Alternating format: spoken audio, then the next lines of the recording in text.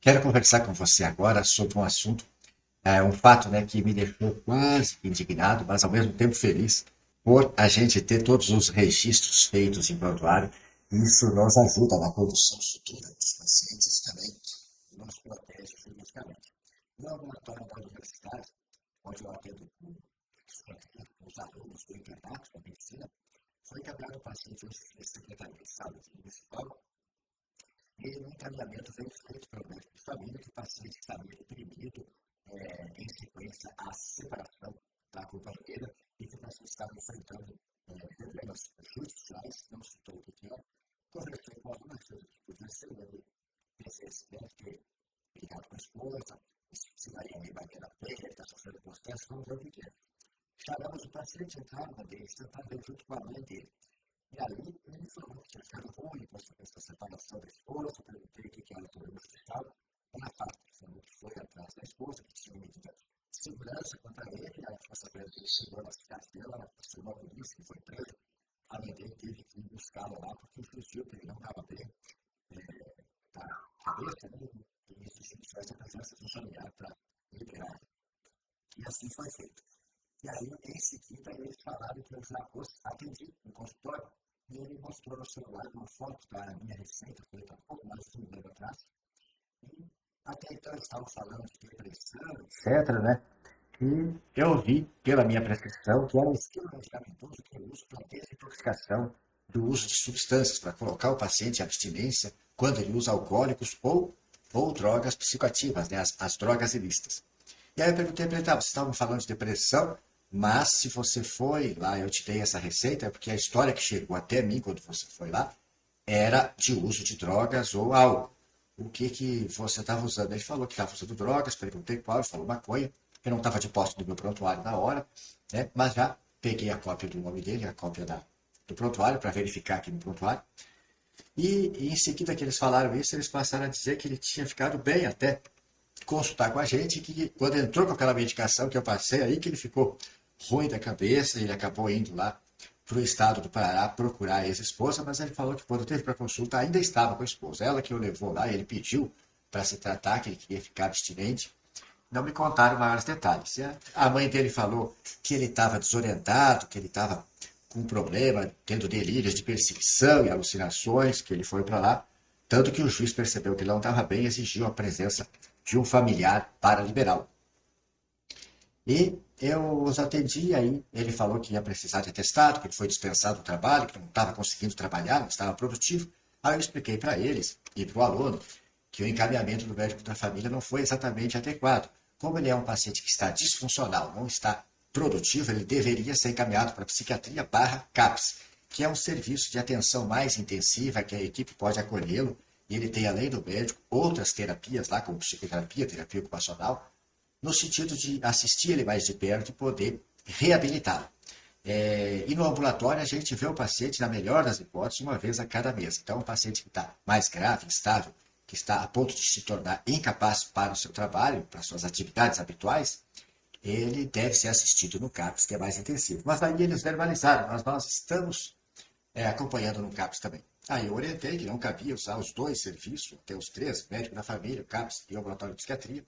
Eu vou descrever até o quadro aqui, vou pedir para o médico do CAPS conduzir o caso, vou orientar ele aqui, porque a gente é psiquiatra, mas o colega é clínico e está ajudando lá no CAPS a cuidar dos enfermos.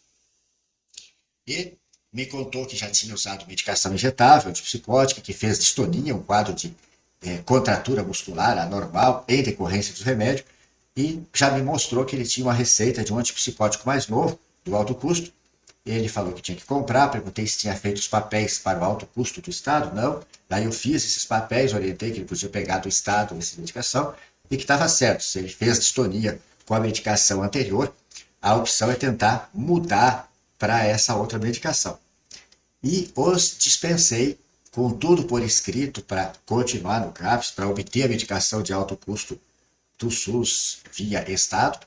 Conversei com o aluno, expliquei, e eu conversei com eles. Quando eles tentaram colocar essa pecha de que ele ficou ruim em decorrência da medicação que eu dei, daí eu expliquei, não, você ficou ruim, a gente só tem na literatura que as pessoas podem adoecer de doença psicótica ou depressiva em virtude do uso de substância, álcool e drogas, É bem conhecido isso que faz essas alterações que você teve de alucinações e você está prejudicado agora. Eu estou vendo que você está embotado, está apático, mas assim, a depressão, nem essa a depressão, a separação com a esposa, os problemas judiciais, nem esse uso dessa medicação te causaria esses problemas. Foi te passada essa medicação porque você já tinha, você precisava se tornar abstinente do uso de drogas. Vindo para ver o prontuário, eu vou mostrar para vocês aqui na minha tela, vocês vão poder ver que ele já estava com problema e eu vou demonstrar para vocês. Coloquei aqui as minhas redes sociais para você seguir e não esquece de que no afixado no primeiro comentário e na descrição do vídeo eu vou deixar um endereço para uma página do meu site onde tem todos os links das redes sociais para você seguir e tem a lista de contatos onde você pode se inscrever com o teu e-mail para você receber semanalmente e-mails com conteúdos para leitura e vídeos que te ajudam a um bom uso dos serviços de saúde em teu benefício. Se você gostar, por favor, dá teu like. Se não gostar, também não. E se tiver dúvidas ou comentários, os aguardo aqui na área pertinente para os comentários. Vamos lá para a minha tela para a gente ver melhor isso. O prontuário, eu vou mostrar antes o que eu trouxe lá do ambulatório, a minha anotação, lá o prontuário é na mão. Eu faço o laudo para medicamentos especiais para o uso da olanzapina e reencaminho para o CAPS e oriento que o segmento dele deve ser lá. Aqui no prontuário eu verifico que eu atendi em abril de 2022, já tem um pouco mais de um ano, foi a primeira consulta. Ele veio com a esposa, a mãe ficou lá fora, entrou uma tia junto com ele também. E ele conta que é usuário de drogas, estava usando maconha e desenvolveu sintomas psicóticos. Então, antes mesmo dele vir para a consulta, ele já tinha a sensação de estar sendo observado e perseguido. Isso eram delírios persecutórios. E decidiu parar de usar as drogas, né? Conta que já usou o crack há 2 anos, já parou. Ao exame, ele está mentalmente preservado, quer controlar a ansiedade e a impulsividade, e a esposa informa que ele chega a ficar agressivo. Daí, então, é que veio essa medida protetiva da esposa.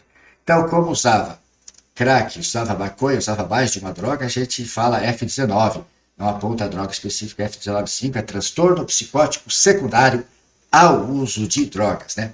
Oriento a esposa e essa tia que entrou no consultório para conduzir o tratamento, para supervisionar todo o tratamento dele em casa e deixo o esquema todo completo, né? Esse esquema tem a medicação benzodiazepínico em dose bem grande para controlar a ansiedade do paciente, tem a risperidona para controlar os sintomas psicóticos e também fazer uma espécie de algema química do paciente, e a bupropiona, que a gente usa em muitos casos de dependência química.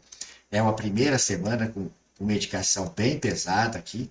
A seguir, na segunda semana, a partir do 6º dia, a gente faz um esquema com estabilizador de humor e a bupropiona. E eu mantive a risperidona ainda porque ele tinha esse quadro de delírios persecutórios. E aqui tem toda uma orientação de como a família conduzir e, inclusive, se o paciente tiver um quadro de crise convulsiva, agitação psicomotora, agressividade ou quiser abandonar o tratamento, tem orientação para a família levar ao pronto-socorro com a ajuda dos bombeiros, se precisar.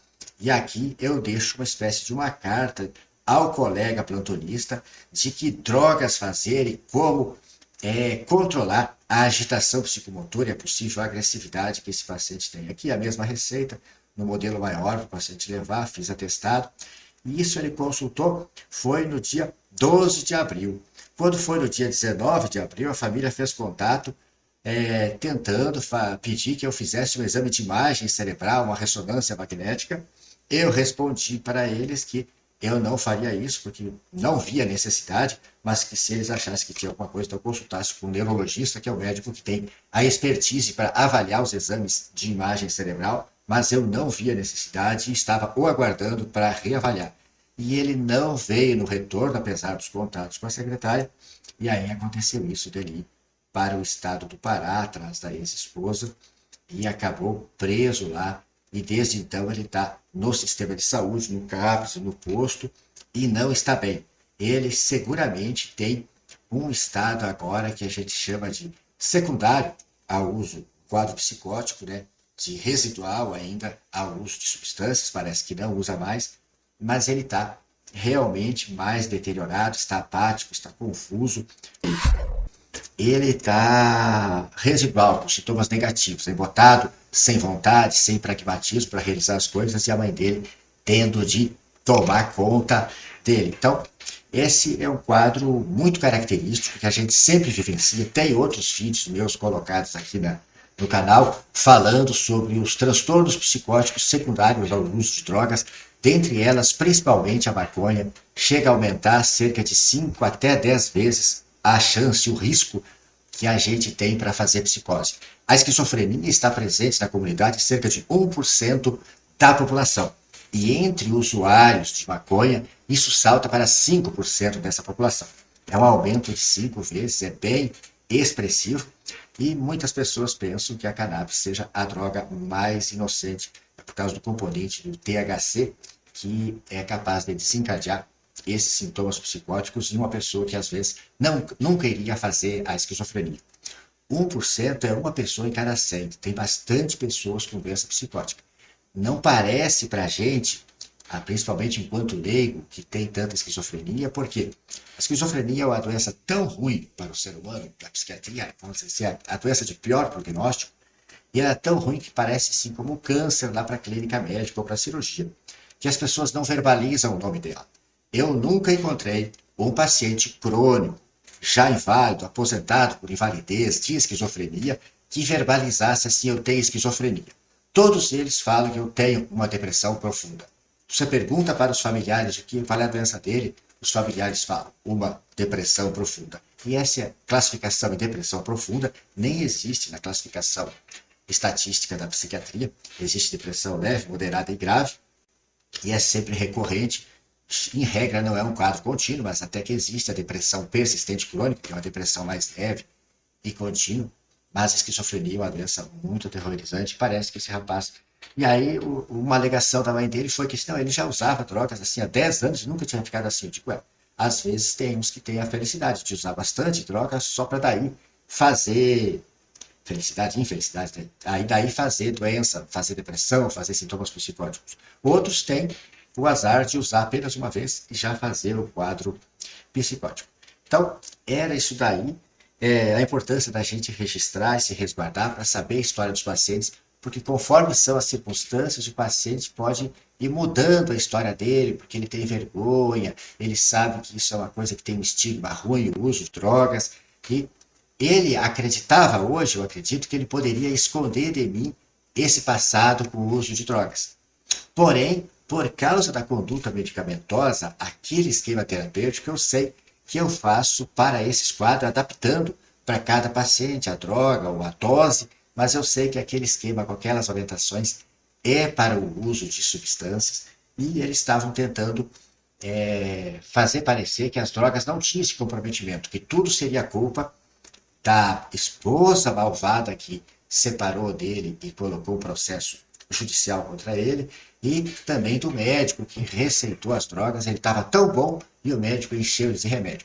Mas vejo que está documentado no prontuário que ele já queixava de alucinações, de delírios persecutórios, se sentindo observado e perseguido na vivência do uso de substâncias psicoativas. Eu falei para a mãe dele: eu entendo perfeitamente o seu pleito, eu entendo perfeitamente, se não é só a senhora.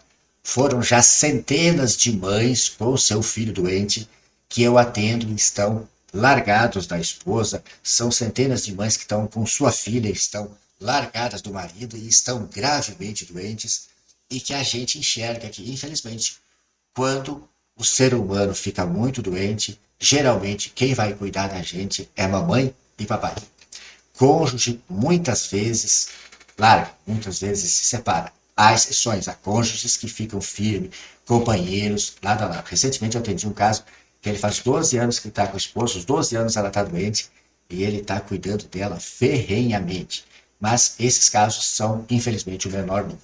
Então eu expliquei para ela que eu entendia perfeitamente o pleito dela de enxergar como culpada da doença do filho dela a esposa, entre aspas, malvada, mas que tecnicamente a gente não encontra vazamento nessa explicação da depressão ter sido causada pela separação, tampouco pelas medicações antipsicóticas que foram dadas justamente porque ele já tinha psicose e que, de acordo com os livros, com toda a literatura médica e toda a observação clínica que a gente tem, essa doença possivelmente foi causada pela ação das drogas psicoativas. Se você tem alguma dúvida, por favor, deixa aqui nos comentários. Tá aqui as redes sociais para você seguir. Se inscreve lá na página do meu site, o link, o endereço da página está aqui afixado nos comentários e na descrição do vídeo. Por favor, e se você achou isso interessante, encaminha para quem você possa ajudar com esse assunto para beneficiar outras pessoas com esse conhecimento. Muito obrigado e até o próximo vídeo.